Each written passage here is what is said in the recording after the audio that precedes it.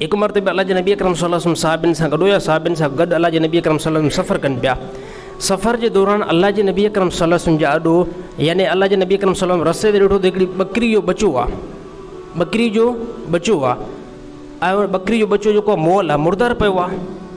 ऐं उन जा कन अल्लाह जे नबी अकरम सल्लल्लाहु अलैहि वसल्लम ॾिठा त कन जेके हुआ उन जा नंढा कन हुया। बकरी जो बचो रस्ते ते मोल पियो हुयो, उन जा कन नंढा हुया। पोइ अल्लाह जे नबी अकरम सल्लल्लाहु अलैहि वसल्लम साहिबनि खे सॾु कयो, साहिबनि खे अल्लाह जे नबी अकरम सल्लल्लाहु अलैहि वसल्लम फरमायो, ए साहबा तव्हां हिन बकरी जे बचे खे जेको मोल पियो आहे रस्ते ते, तव्हां इन खे हिकु धर्म ते ख़रीद कंदव, हिकु धर्म ते ख़रीद कंदव। साहिबिन उन बकरी जे बचे खे ॾिसी करे जेको मोल बि हुयो ऐं कन बि नंढा, हाणे कन नंढनि जो इशारो आहे त माना एब वारो हुयो, जंहिं जानवर जा कन नंढा हुजनि त उहो एब वारो थींदो आहे,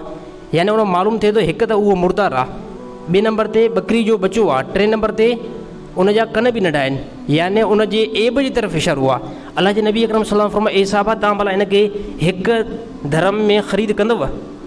साहिबिन उन बकरी जे बचे खे ॾिसी करे साहिबिन जो या रसूल असां वटि जेकी मामूली खां मामूली शइ आहे न, उन जे एवज़ बि इन खे ख़रीद न कंदासीं, कंहिं कम जो ई न आहे। मोल बकरी जो बचो आहे, इन खे असां काॾे कंदासीं, इन खे असां छा कंदासीं। अल्लाह जे नबी अकरम सल्लल्लाहु अलैहि वसल्लम फरमायो, उन ज़ात जो कसम खणा थो जंहिंजे कब्ज़े में मां मुहम्मद मुस्तफ़ा सल्लल्लाहु अलैहि वसल्लम जी जान आहे, अल्लाह ताला दुनिया खे इन खां वधीक हक़ीर सम्झंदो आहे। अल्लाह जे नज़दीक दुनिया जेकी आहे न, दुनिया अल्लाह जे नज़दीक दुनिया इन खां वधीक हक़ीर आहे। जो तव्हां हिकु बकरी जे मोल बचे खे पसंदि नथा कयो, त अल्लाह बि जेको दुनिया खे